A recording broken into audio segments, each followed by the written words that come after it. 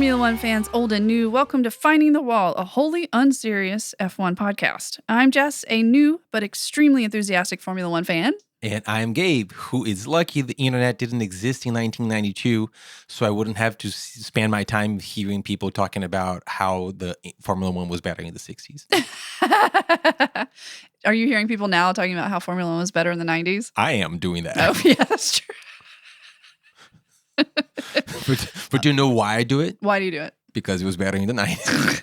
I was going to say, because you're a curmudgeon that never shuts up. Exactly. Like I'm putting forth onto the world what I'm thankful didn't exist when I was a child. Okay, give me one thing, and only one, that was better in the 90s about Formula One. The cars were way... the racing was better. Okay. Right. I was going to make a joke, but then the racing was better. Not necessarily because the drivers were better. I'm not saying that. But the dynamics of the cars made it for more the cars were a lot smaller. They were a lot smaller. And the tracks were the same size. Pretty much. A lot of them. So there were lots more overtaking. They were not dependent on aerodynamic downforce as much as they are now. So you can follow for longer. Everything wasn't set up to maximize the individual performance in the car when it's in front with clean air. So that just let you race closer to people. Yeah. Right. So you also had very good drivers, but you also have very good drivers now. That's fine. But you had more battles that went on for longer. You also had very boring races, but which we also have now. Spoiler alert. yeah. So I don't know. I think it is very beautiful to see. If you look at any older footage, the driving is more manic. Even if it's not in a fight, if it's qualifying, the driving is more manic because the cars were. I don't know if they're easier to drive. It's not more difficult to drive or anything like that, but they're smaller. They don't have as much aerodynamic pressure. They're kind of dancing all the time. And these cars are very hard to guide as well. But because they're bigger, they're more stable. So the beauty in watching it is how fluid everything is. And when you see a beautiful lap, like we saw in Monza or we've seen every qualifying, there's this... You don't believe the car is going to make the corner, and he makes the corner without it giving the impression that the driver is doing much. Okay. And that is very beautiful to watch. It's a beautiful ballet now, and before it was breakdancing. Right. Yeah. Cool. Well, shall we yap about CotA? Well, yeah. Austin? It's either that or being old. Or the oppressive passage of time. Yeah, well, that's going to follow us wherever we go, no matter what. Yeah. But we don't have to talk about it right now. So yeah, how about your one sentence for the race? This was yet another boring chapter in the very exciting book. Yeah. I don't know how this book manages to be exciting with this slew of boring chapters that it has, but that's what it was. Yeah, my one sentence is very similar. Yeah. It was basically kind of disappointed with the race, but I still want to go to CotA. Yes. I still want to go to Austin one day. But I was really excited about the race because I had heard from, not just from you, but from lots of stuff that I watched and listened to, that CotA is going to be an exciting race. Mm-hmm. It's wide enough that they can do overtakes. And all of this, that, and the other, we should be in for a good weekend. Mm-hmm. And it was really eventful up until the actual race, and then after 5 minutes of the race, it's oh, okay, this is the lineup. So on a technical question, even though I do think it was not a very exciting race, do you see what makes CotA conducive to good races? Yes. Yeah. It's not an easy track to drive on, even though all the drivers love it.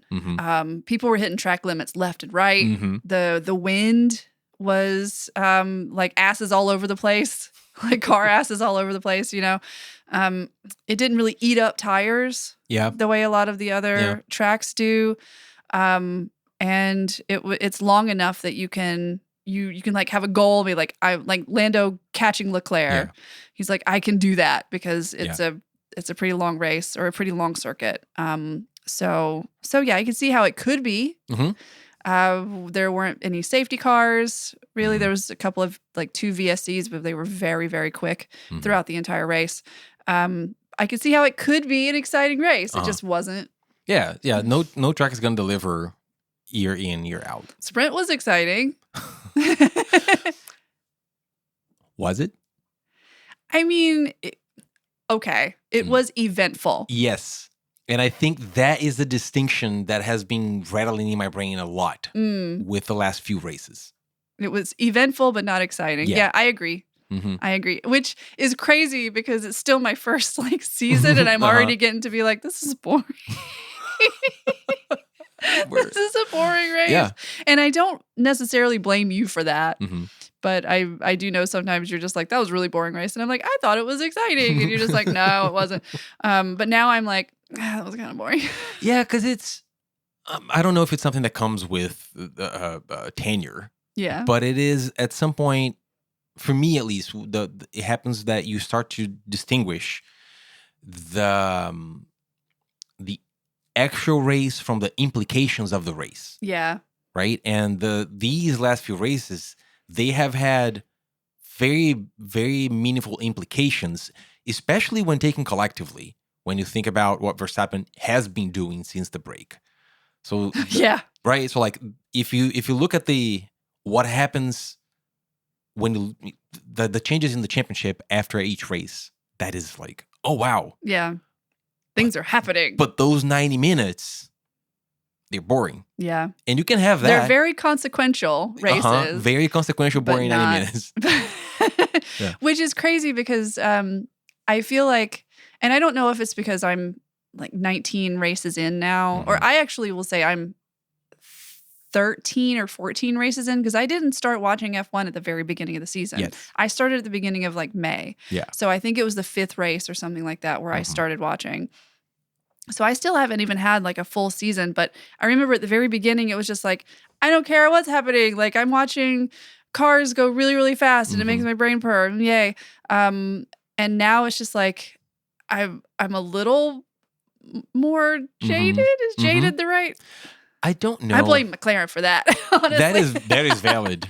That is valid because McLaren for my jadedness. Yeah, because my theory, and it's really weird to describe a theory about someone else to them. People do that all the time. Yeah. You're a man. But not to perpetuate horrible patterns, but like what I have watched is, I think the ebb and flow of McLaren, which has happened to every team this year. Yeah. Like if you were a Red Bull fan, you would have had ebbs and flows anyway. But the ebb and flow of McLaren seems to have taken a toll. On me? On you. Yeah. On you. That's what it feels like. Because I was so excited about them and they were doing such a good job. And at the beginning, I thought it was really commendable that both racers were, there was no like favored lead driver and they were both. But then the more and more I got to know what F1 is and like the races, the more I was like, that's not a winning strategy. And now that I'm seeing Max Verstappen full send every single second of the past 4 or 5 races, and like, oh, that's what drive looks like, because he sees blood in the water and he's like, I'm coming for you. I'm doing it. And I respect that so much, even though I'm sure he's a dick in real life. Like, I'm sure of it. I think all of them are probably dicks in real life. You don't get to be a Formula One driver without being some sort of sociopath or a psychopath. And like Kimi Räikkönen's. That's my theory. That's my theory. Like you have to be kind of mean. Yeah. Some version of mean. You have to not care about other people to a point because you are going for the championship no matter what. Yeah. Or trying to get points. Because, I mean, Alpine's not going for a championship. They're driving their own race. But yeah, what did you say that I was doing for this season? You were speed running. You were speed running fandom. Yeah. That's because also what was I wearing on Sunday? You were wearing a Max Verstappen shirt. Okay, in my defense, it was a gift. My partner thought it was very funny to buy me a Max Verstappen t-shirt. And it was one of the like janky bootleg Max Verstappen shirts with like really bad JPEGs of him on the front, and it says "girl dinner" above it. And it's just very funny. But this means that I have a Max Verstappen shirt before I have an Oscar Piastri shirt, and I certainly wore it, and I was excited when he won the race. So I might be a Max Verstappen fan. Oh, you have turned into the what you hated the most. Yeah, you are Batman. I am you Batman. You have lived long enough to become the monster. But there's no Christopher Horner there anymore, so I don't feel quite so bad about it. Yeah, still the broiest team by it still is. By like a we were long shot. Were we looking at the pit crew? We were just oh my goodness. Yeah. They're not sponsored by Axe Body Spray. I don't get it. What did I say about them? That they all look like they wouldn't be nice to a girl unless they were attractive. Yeah. Like they wouldn't respect her unless she's very attractive, which could be completely unfair. Sorry if any of the Red Bull pit crew was listening to this. It's just that, I'm sure you're very nice. They have absolutely bought the skin pack of douchey bro. Yeah. And they're 100%. They bought that DLC, the microtransaction, $5.99, and they bought all the skins. Yeah, but yeah, that's I am kind of speed running, but it also helps that I have like my friend here that we watch the race together most of the time, and you are 35 years in. Even early on, you were answering a bunch of questions for me because I had so many questions. And then I, like, you know me, I fall into things and I really immerse myself in them. So I started studying tire strategy and like learning about these in-depth video essays about each track. Yeah. And like all of just really getting into it. Yeah. Because I don't know why. Like, why am I like this? I don't know. But I got hyper fixated on F1 and it's been very fun. So I would say that I'm not a casual fan. Yeah. Even 19 cycles in. Yeah, I don't know how much of it has to do with casual or non-casual or serious or unserious. I think, again, from the outside, it seems to be a lot of like, what is it that you expect out of each race? Yeah. Or what is it that you expect out of the weekend? And I believe that relationship changes depending on you having a preferred driver or not, you having a preferred team or not, you having a desired outcome or not. And those factors, which as you started to follow Formula One, like they developed very quickly.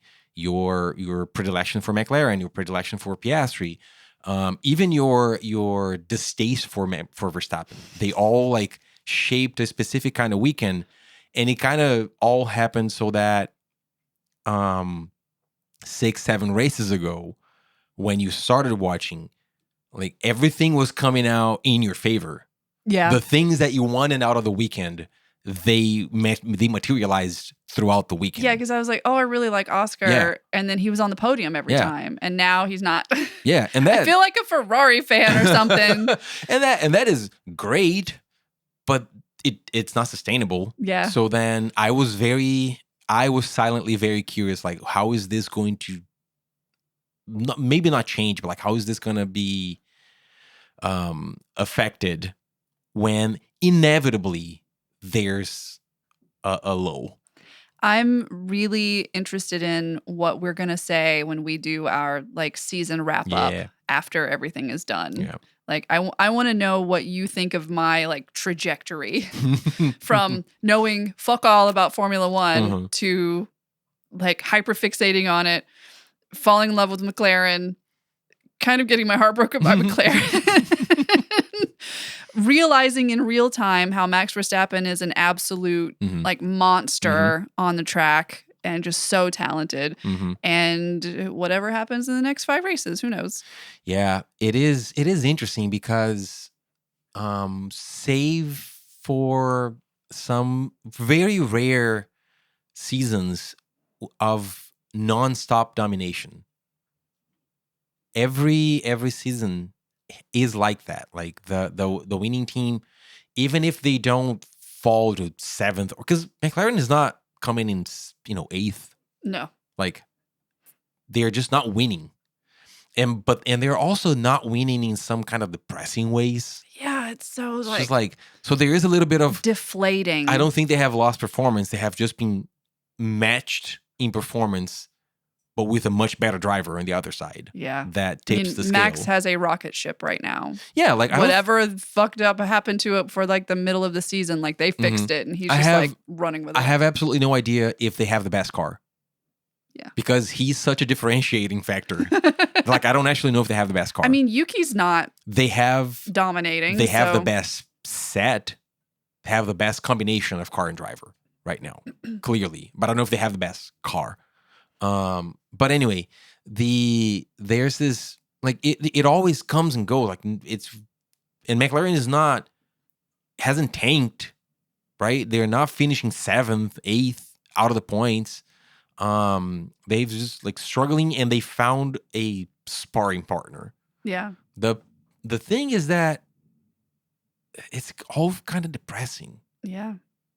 Well, this whole like papaya rules bullshit, and even over this past, I mean, I'm assuming most of the people that are listening right now watch the race, but like Oscar took out Lando in the sprint. And they were both out in the sprint. And then Lando came in 2nd to Max in the actual race. And then Oscar came in 5th. So I feel like, I don't know. I feel like Oscar has the yips. Maybe. Right now. Maybe. Yeah, maybe. I feel like he has the yips. Like he's lost some confidence. I feel like the whole papaya rules thing had to have, like him thinking at least that Lando is the preferred driver. Maybe has done something psychologically. I don't know. I mean, he's only human. Yeah. I'd probably feel like shit if I were him. Yeah, but then there's the other side. There's the humanist side of me that goes like, yeah, that must be hard. And there's the sports fan side of me that goes, if you believing that the team is favoring the other driver breaks your heart, get out.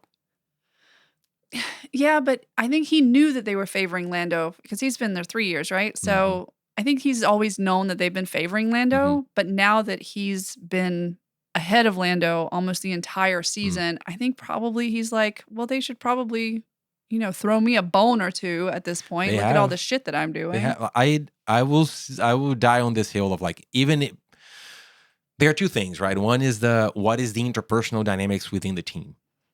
And you think they hate each other? I do think that they hate each other. But in terms of the team, like each of the drivers' relationship with the team, the interpersonal dynamics of the team itself, how friendly are the good mornings at the back at the factory, right? How much nicer everyone is to Lando on Slack. That is one thing. Oh God! Like, how quickly do they reply to Lando's emails? Right? Like how many emoji reactions he gets on Slack when he posts a meme versus Oscar. That is one thing, and I'm not saying that doesn't have an impact, but also that's impossible to know. Yeah, I don't know. Maybe you can look from the outside and say, they seem to be more friendly. So that is one thing that may have an impact, and I don't know what the reality of that one is. But in terms of race strategy, there has been no favorite. Like, that whole thing is just an internet, not conspiracy theory, but just like internet discourse. There has been no favorite. Like, they have been as even as you could attempt to be. Yeah. I'm not saying that they were even because I don't think it's possible. But they have, he has not been materially favored. But it's still very possible that everybody just likes Lando more. Yeah, I mean, he does have a big personality. He's been there for Yeah. 7 years driving, and he was an intern before that. So Yeah. like he has a relationship with Zach Brown Yes. that I know Oscar doesn't have. Yeah. And also, that might be wrong. Maybe he's not even that favored by the team. Like, we don't actually know that. What I'm trying to say is that if there is any kind of favorite, it is at best on that level. I have not seen the team actually favor Lando over Piastri in like strategy, decision making, car setup, like priority over anything. They have been treated equally. Yeah, which can't really do. No, yeah, and that's a whole other. Yeah, we talked can about that of last worms. time. Yeah. Uh-huh. Well, should we get real quick? Yeah. Maybe, but also, I think we should talk about another team. Just pick one. Okay. Because being a McLaren. Oh yeah, we do talk about McLaren a lot. We have been a McLaren. I don't know, post-traumatic stress. Well, they're both of our show. favorite teams. Yes, they have hurt us, and they have been in the news a lot in a couple of ways the past couple of months. Past many decades. For you, yeah. Okay, well, let's talk about Ferrari. Yeah.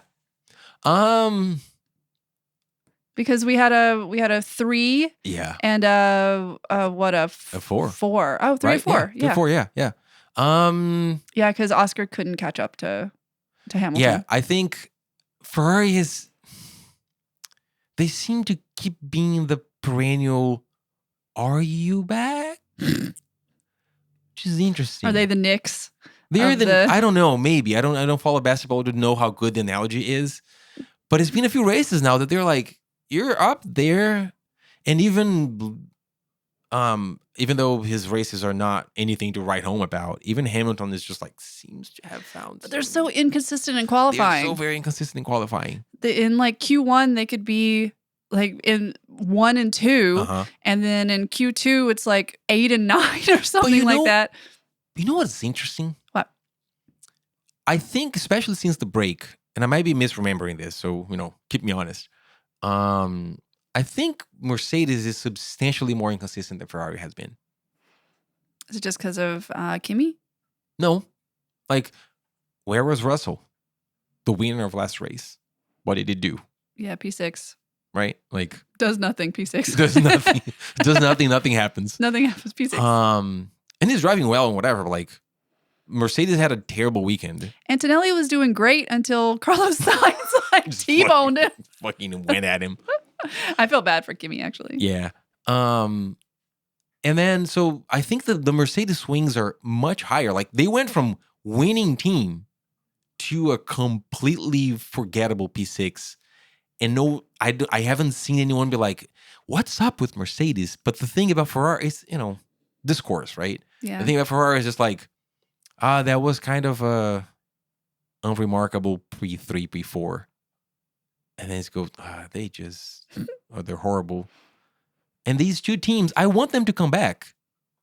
Like, I would love to see Ferrari like domination again. And I'm not even a Ferrari fan, but it would just be nice to see, because being in F1 for the past, like deep into F1 for the past like 6 months or whatever, I hear about, Ferrari is like number one thing on everybody's lips whenever you think about F1. Like, Ferrari is the team. Tifosi are all around the world. They're everywhere. No matter where you go, there will be a Ferrari fan. There will be a huge like flag for Hamilton and Leclerc. There'll be somebody screaming Leclerc till they're blue in the face. And it would be nice to see like why that is. Yeah. It would. And I do know that Ferrari was great for such a long time, and I haven't seen it. No. I also would just like to see Hamilton like win something. God, that would be Come nice on, too. Hamilton. Yeah, all that you said is true. I also I don't know, imagine how awesome it would be if next year like 4, maybe 5 teams win a race. Yeah. And I'll win a race because, just fell on their lap, like actually in position to compete. That as a McLaren fan, that's what I want, because it transfers. What, you don't want McLaren winning the constructors by double points? No, legitimately not. Yeah. Like I feel, yeah, McLaren won, but I also know that doesn't mean anything, right? Yeah. It's just, and it kind of shifts the focus to our original point. It shifts the focus. Like, I would much rather have an exciting championship that is made of exciting races than an exciting championship that is built out of discourse. Yeah. Maybe that's why the discourse is so crazy right now, because the races are kind of boring. So they have to Daddy Liberty. Yeah. Your father. Daddy Liberty your father. Media. Write a letter to your father. Is like, we have to drum up some drama so that people don't get bored with the races. Yeah, I don't know. Like the championship is exciting regardless of any mark. Like, there's a massive comeback being designed. As much as I want Oscar to win drafted. the championship, if Max that does come back, oh my god, that is like the it would be the best comeback that I remember It would be the best comeback. I heard somebody say it'd be the best it'd be the biggest comeback in Formula One history. Yes. Yeah, 104 points is crazy. It's crazy. And now he's only 40 points or something like that behind. He's almost not even behind Lando. He's like 20 something behind Lando, but he's like 40 points behind Oscar. He is 2 races. He is almost with enough points to not depend on anyone else. Like, if, I don't know, Piastri gets a P3 or whatever, P4 another time and he wins, he's like, so he enters the land of, I don't depend on anyone else. All I have to do is win all the races, which is very difficult to do. But he doesn't depend on anything else anymore. So we might be going into that like 2007, 2010 situation of 3 people coming into the last race 4 points apart. And we still have 2 more sprints. Mm-hmm. So that's 16 points if he wins both sprints. Mm-hmm. Wow. Yeah. Max. Yeah, the man is coming. He is. Are you satisfied now talking about someone that isn't McLaren, and then we come back to McLaren? Okay, yeah, let's do that. Oh no, we need to get to what we learned. Oh yeah, what did we learn? So what I learned, it was a phrase that I heard a lot, this whole weekend was track evolution. They were just talking about track evolution, and I hadn't really heard it before. And so I was like, oh, interesting, track evolution. So basically, it's just like the way the track changes, the more laps people do. Yeah. And apparently CotA is a track that changes greatly, but after like your practices, and then after quali, and then you actually had like the sprint and then another qualifying. So basically Sunday's track was worlds away from free practice 1 on Friday. So it was just really interesting to hear about them just talk about track evolution and how they had to keep changing their strategies because of the track evolution. Yeah.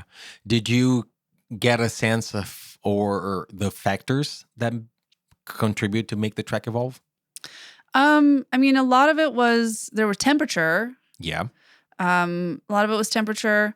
What else? I don't know. So in general, the main deterministic factors, because temperature is one that makes the track evolve, but it's not always that, like, as the race goes on, is it the type of tires they're forced to use? Not necessarily. So temperature might vary because it depends on where they are. Like, if halfway through the race there's a massive cloud, then temperature drops. But the primary ones are as the race goes on, as the sessions go on, 2 things happen.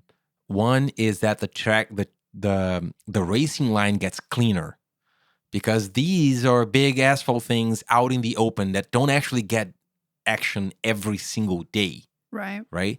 So dust and things and gravel and whatever just gets on the asphalt, and they don't fully clean the track before the weekend starts. So the more people go on the racing line, the more all of the dust and dirt and stuff gets out of the racing line. Okay. So it cleans the racing line. Gotcha. The other thing that happens is, as the sessions go on and progress and the tires get warm, whatever, they just they lay rubber on the racing line. Yeah, all the not just the marbles, right? But like No, the like, actual rubber. Yeah, because the marbles is just like bits of rubber that get detached from the tire, but it's just the friction of the tire on the asphalt, just like leaves rubber, right? Yeah, that makes sense. Imagine what you see after an actual burnout, but not that condensed, just over time. So you can actually see like that if you look at any replay or during the track during the race, I did notice that. it gets like dark. Yeah, more. You could like see exactly where the It's the like you cars have went. that kind of dark patch, and that is just a bunch of rubber, like tiny layers of rubber that were laid out as the weekend progresses, because all of the thousands of times that tires went over that. Those are the two biggest like determining factors. A track by the end of the race is going to be a grippier track than it was when they found it at the beginning of Friday. And then you have other factors, like temperature is one of them. What else? I think that's it. Okay. Kind of, it went away, but those are the two biggest ones. Gotcha. This is why you can always expect a track to evolve as the weekend goes on. It's interesting though how I hadn't really heard the term much before now, because they have definitely said it. Maybe I just didn't latch onto it until now because I was like focused on other things. But I just kept hearing track evolution. Like in Singapore, I learned about lift and coast because they just kept talking about Lyco, and I'm sure that they talked about Lyco before, but I just hadn't like grasped it. Yeah, you're gonna hear track evolution more consistently during qualifying.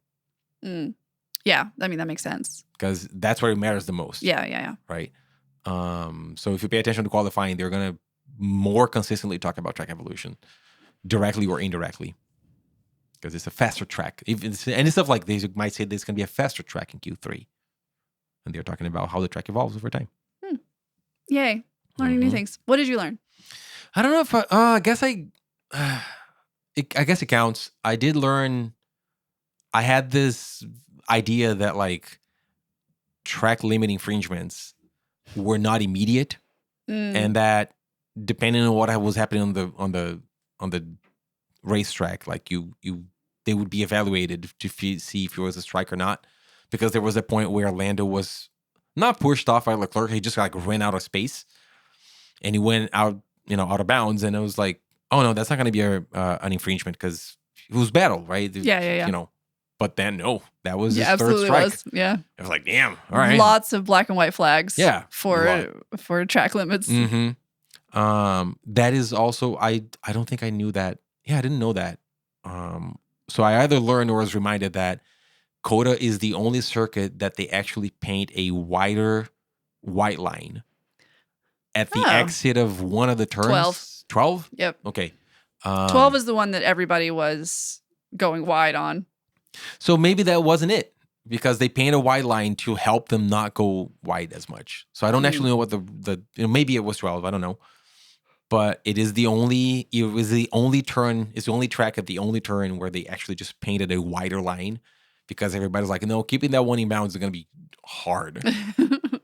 Yeah, and their asses were like wobbling all over the place. It was wild. Yeah. I blame the wind. Clutch my pearls and be because like, this wind. As Brando says all the time, these cars from the side, they're like sailboats. Brundle had some interesting like quips as he does. They said in it for a brisket instead of in it for a biscuit. Can I just say, yes, the Texasisms that were happening all weekend were really cringy. Yeah. Not just the in it for a brisket instead of like in it for a biscuit, but all of the media day stuff that the drivers were doing. They had Charles Leclerc with a lasso trying to like lasso this like fake calf. And every time he would throw it and miss, everybody would clap. Yeah, you're close. Like try again. And it's just like, what are we doing? Yeah, I don't know. Call your dad. Get Daddy Liberty. I mean, I know they have to do something, and they're trying. There's so many races, and there's so many teams, and I'm sure something about that stunt that Charles Leclerc with the lasso had tied into a sponsor in some way. Definitely. Like a sponsor paid for this like cowboy person to be there in his like tightest Wranglers and biggest cowboy hat and longest cowboy boots to teach this Monegasque how to throw a lasso.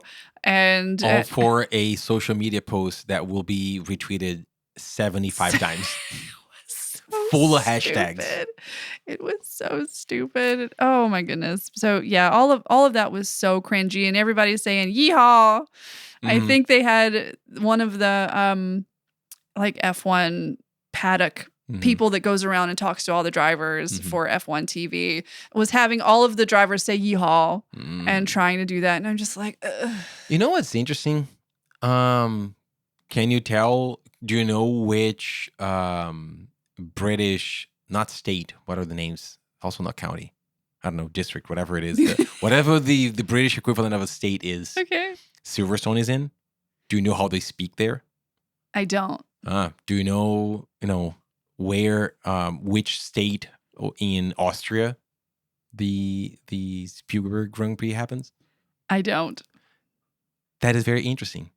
Like Texas is I think it is the most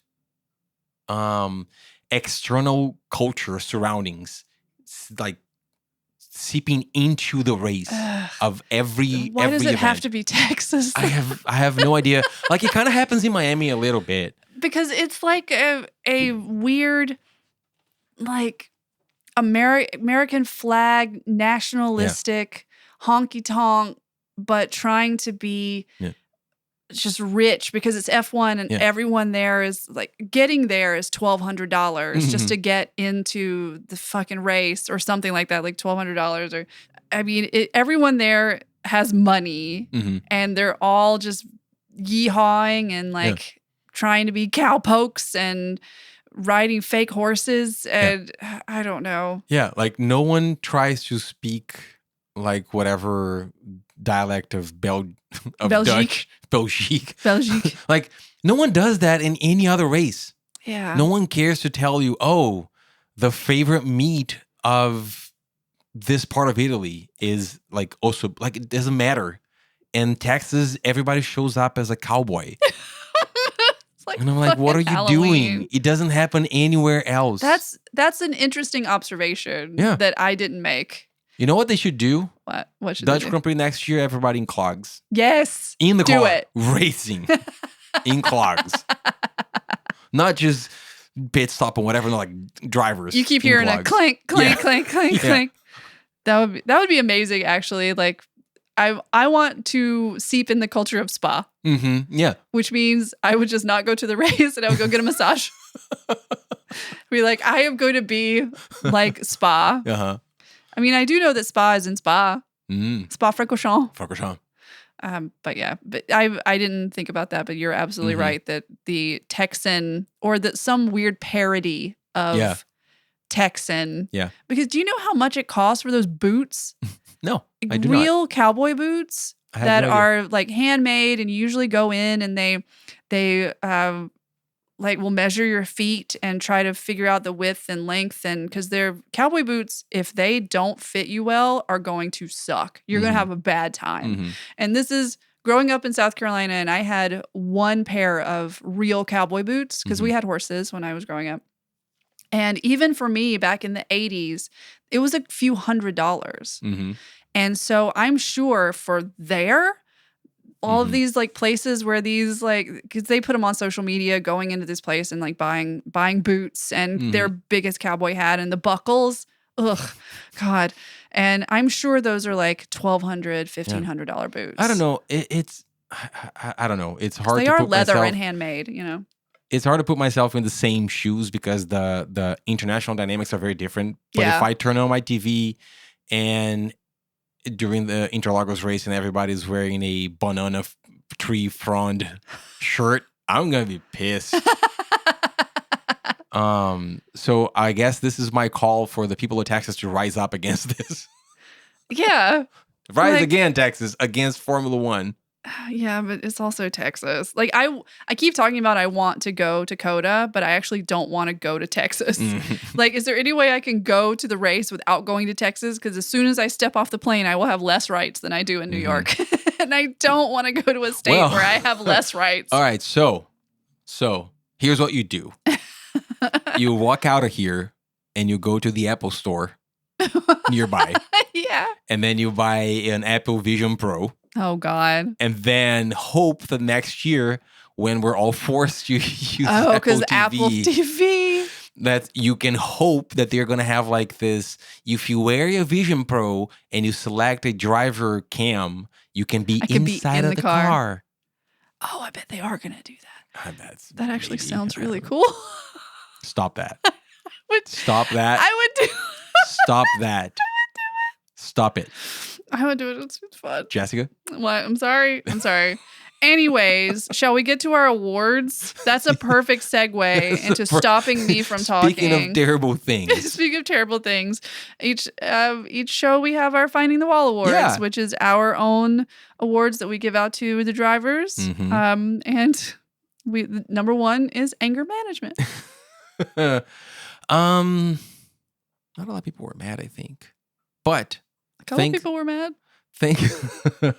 I was mad. You were mad. Well, I wasn't mad. I wish I was mad. I was bored. I did find out today that Alpine came to Gasly talking something. I don't remember what he said, but he just said that I don't give a fuck about Antonelli. Yeah, I don't give a fuck about Antonelli. And that was good. That's a child. Yeah. But also, fuck the child. Don't give a fuck about him. How old is Gasly? 28? Oh. 29? I don't know how old these people are. I was thinking Gasly was also very young. But Gasly's been in it for a long time, right? Yeah. He's been in a couple of teams. I think he's like 30, in the neighborhood of 30. Okay. Somewhere. He's knocking on 30's door. Mm-hmm. Fuck Antonelli. Fuck Antonelli. Yeah, that's fun. If you wanted more respect, you would have been born earlier. Damn. Yeah. Yeah. So that was mine. I think that was the angriest radio message. What about you? Mine, it doesn't have to do with the radio message, but mine is Isaac Hadjar in qualifying.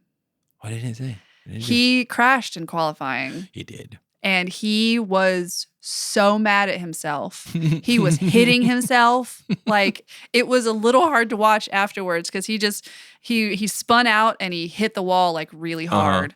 And it fucked up the car, and it was in like Q1, I think. So no, it was right at the beginning. Yeah, it was really early on, and he hit the wall, and he was just kind of sitting there, and he was just like, he was hitting the steering wheel, and he started hitting his helmet, and he was just like, no. He was like, he's a feisty one. So yeah, he gets my anger management because he was literally like, he kept hitting his own helmet, and I was just like, oh no. Somebody's going to flagellate himself when he gets home. How do you say I'm stupid in French? Je suis très bête. See, that's what he was yelling. Je suis très bête. Très bête. I am stupid. I am stupid. But how about most cursed? A lot of very mediocre options. Yeah. And I decided to go with the option of the most cursed thing in Formula One right now, I think, is McLaren's second pit stop. Oh, yeah, it's bad. Yeah. Something. And they were trying to talk to Zach Brown about it. And I don't even know. I don't understand enough about He was Chatty Cathy this weekend. Zach, yeah, but also. He was on with Sky Sports every 10 minutes. Yeah, but also, I don't know, seemed apparently just like, no, we're going to figure it out. I don't know.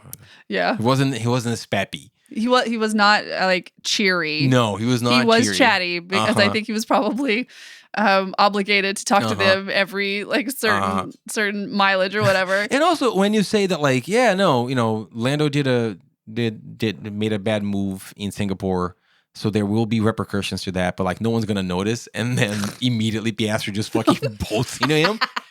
And like, I think I noticed. I definitely noticed. Was that the repercussion? Because I think I noticed it. You know who also noticed? Max Verstappen. He absolutely did. So maybe he was just like, I just said this thing, and anyway. So they were asking him about the second pit stop, and I don't even know if this is a dumb question because I don't understand enough about like, does it matter? Could there possibly be a technical reason as to why the second one sucks? Like mechanically speaking or technologically speaking, I can't imagine that would be the case. Because they were talking about the resets. Like, what reset? Yeah. It's just a bunch of wheel guns. Yeah. Like, and it's been the guns almost every time, right? was it the guns this time? It was the gun this time. Yeah. So I don't know. And then he was like, all right, we're going to figure it out. We'll review it after the race. But at least it wasn't like 6 seconds. No. So not that cursed, but all the time. Yeah. What's with the second pit stop? And they've been doing so well earlier in the season. And now it's like, are you Ferrari? Because Ferrari's getting now there at like 2.3 seconds and like 2.6 for Hamilton, I think. And they do it twice. Yeah. That's crazy. Sometimes even 4 times in the race, depending on the strategy. Sometimes. That's nuts. Because they start on softs when everybody else starts on mediums. And Charles Leclerc is like, what the fuck? Very surprised. In the cool down room, he's like, I thought more people would be starting on softs. I think it's that beautiful thing if you're going to be a pioneer that when it actually starts and you realize how big of a pioneer you are, you're like, am I smart? Oh, no. Yeah. Or am I stupid? I don't know. Well, he is the king of I am stupid. He's the king of I am stupid. Anyway, that was my most cursed. What was your most cursed? My most cursed was Carlos Sainz. Even though it was his fault. I do full well know that it was his fault. It was his fault. That he straight up T-boned Kimi Antonelli. And but Carlos Sainz, because his Williams was doing really good this weekend. Like he came in third in the sprint. I mean, it was because two McLarens took each other out, but he came in third in the sprint and like he kept that pace. And I think he would have had a really good race, except that was what it was looking like. But then he looked at Kimi Antonelli and said, "Fuck Kimi Antonelli." I'm sorry, team. I could not stop this. I just he was compelled. He was compelled. But yeah, it was Carlos Sainz because I'm not like a Williams fan, but I'm secretly like pulling for Carlos Sainz because I just want him to do well. He has really good hair. I like. It's fascinating to me that we're on the same boat but on the opposite side of the boat. Because I'm just like, I don't give a shit about Carlos Sainz, but I want Williams to do well.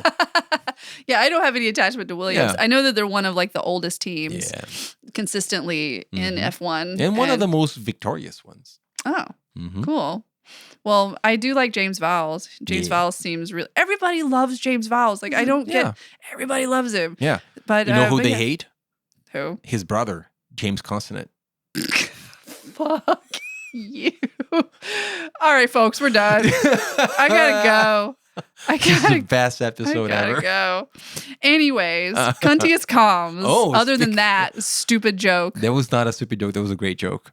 The Cuntiest comm is Colapinto thinking that Gasly is slow. Yeah, I had the same thing. And I love that one because it's like, 1, beautiful. Yeah. 2, I had the same reaction that Bruno did of just like, that seems like a lot of just spice for being 18th and 7th, like 19th and 18th. Yeah. But also, Yeah. Like who? Well, that was in response to them trying to do team orders. Yes, they were like, he was approaching Gasly and they told him to hold positions. And it's like, hold position? He's slow. But he's slow. It was really good. He said it with such disgust. Yeah. It's like, but he's slow. And then he overtook him. He did. Beautiful. He was like, I don't, la la la la la, la la, fuck Antonelli. No hablo inglés. Yep. Good for him. No hablo inglés. Good for him. Good for him. Yeah, no. Good for him. Even though it was for 18th place. Okay, the next one. Oh, next one. Best overtake. There was actually a good number of things to choose from, especially from the midfielders. Good track. Yeah. My favorite one was Carlos Sainz on Behrman on lap 2, I think. Oh, nice. Which is exactly what he tried to do with Antonelli. Before he said, fuck Antonelli. Yeah. There's like, so I have to assume that what he actually wanted to do was hit Behrman. He just missed. And then he got frustrated. I was like, I'm not going to miss next time. I should have said Antonelli was the most cursed. Yeah, that's messed up. Yeah. But it was a beautiful overtake. I don't remember the turns. I think I should write it down. Anyway, it was nice because in this like double left-hander, it just takes the inside. And it's really very pretty. Good. Sainz is a good driver. He is a good driver. This is a very good grid. Yeah. Like when I was talking to that thing about the 90s and whatever, like you can't really argue that the grid as a whole was better. You had some amazing drivers. You had Sandra, had Prost, Mansell, whatever. As you have amazing drivers now. So like, I don't know where the ceiling is in comparison, but the floor substantially higher today. Yeah. Like all of them are very good drivers. Even Stroll. Mm-hmm. I can't believe you said that. Who are you? My Lance best Stroll in the trench coat. You are. The only way I could like you less. Oh. Well, let me open the trench coat and reveal the Stroll inside. Ew. That sounds vaguely sexual and gross. Anyway, what was your my best overtake? It was the Lando and Leclerc battle. Oh, that was nice. And Lando finally got past him and then was just gone. Mm-hmm. When at the end of the big straight, when you have those two very long right-handers before the pit straight, so often during the races, you have like the straight sets up for two beautiful fights with like one car on the outside. They just yield some beautiful like imagery and the cool thing is I don't even know which one of the battles you're talking about because they actually battled like three times throughout the race, and Charles held him off. He was defensive. Monegasque Minister of Defense. Yes, that was Monegasque a Minister Ferrari. of Defense. Yeah, he was. And also, he kept closing that door, and also very much taking advantage of Lando's predisposition to always go on the outside instead of dive bombing. And then when he eventually made a stick, he dive bombed. Like, dude, go up the inside. And I thought it was great that as soon as Lando got 3 track limits, everybody knew. Yeah. Everybody knew. And they're just like, Lando has 3 track limits. Like, we need to exploit that. It was the talk of the town. It really was. Yeah. They even told Max, and Max was like, Peh. Yeah. And it's funny that they also told Leclerc when Lando actually overtook him, like, for the final time. Mm-hmm. And they're like, stay with him. Yeah, stay with him. Keep pushing because you can force him to take a penalty. But then a lap later, he was 3 seconds ahead. He was 7 seconds ahead in like a blink of an eye. Yeah, I was like, how the fuck? And then we were talking about how we kind of felt a little bit cheated because we could have had a Lando Max like battle probably because Lando could have kept up with him if he hadn't been behind Leclerc for 45 laps of the race. Very interesting that it seemed like Leclerc he didn't have the pace, but he had just enough pace to be difficult to overtake. Yeah. He had his own like little mini DRS train. Yeah. So they were talking about this whole like it needed a half a second pace advantage, I think.